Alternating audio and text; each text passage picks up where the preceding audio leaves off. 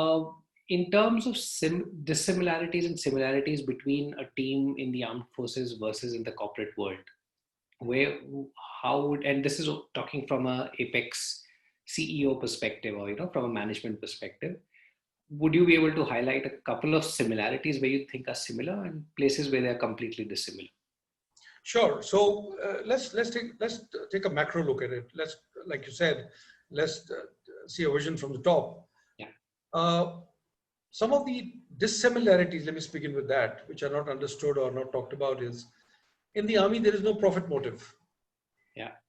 That's a huge difference. Yeah. And I'm about to say something controversial. So therefore, armies tend to be very effective. I don't mind throwing 30 people into something which probably you'll be very scared to employ 2 people on. And I don't mind, well, I don't say I don't mind, but we will take Kargil back if it means losing 550 people. Right.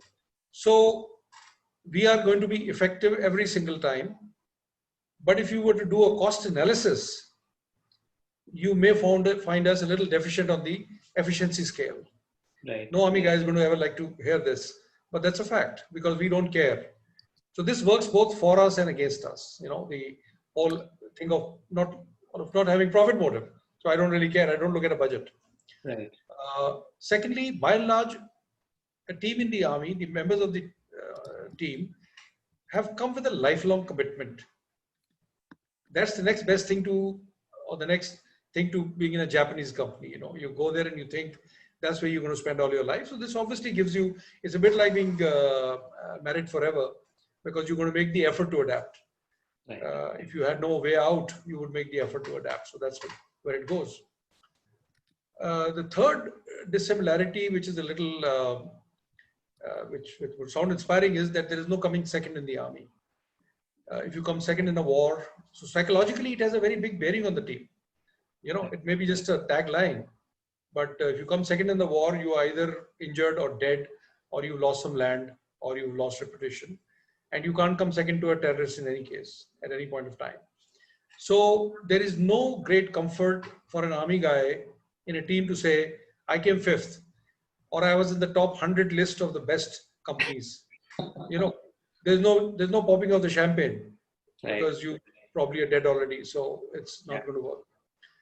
Now, the biggest difference between the army and the corporate sector is that the army inherited a very robust culture from the British. We latched onto it as if our dear lives depended on it, and they did. And we tweaked it, we Indianized it, we improved it to our way. So it is that silent stream of culture which, more than anything else, drives us to do the fantastic things that as an army you do, as a team you do. It doesn't occur to you to run away, contrary to if you were faced with extinction outside. Yeah. Now, the similarities are that, like I said, same demographic. I do not know why people don't focus on this issue so much more. You have the same material. You maybe took it in a different way, right? Or you treating it differently. The second is both the organizations or both the structures are hierarchy bound. The organization outside may be a little more flatter sometimes, or maybe like a pyramid like the army is, but there are hierarchy bound. So there is a certain protocol and there's a certain system. The last is that both organizations work as a process bound structure. The strength of that process may be good or bad.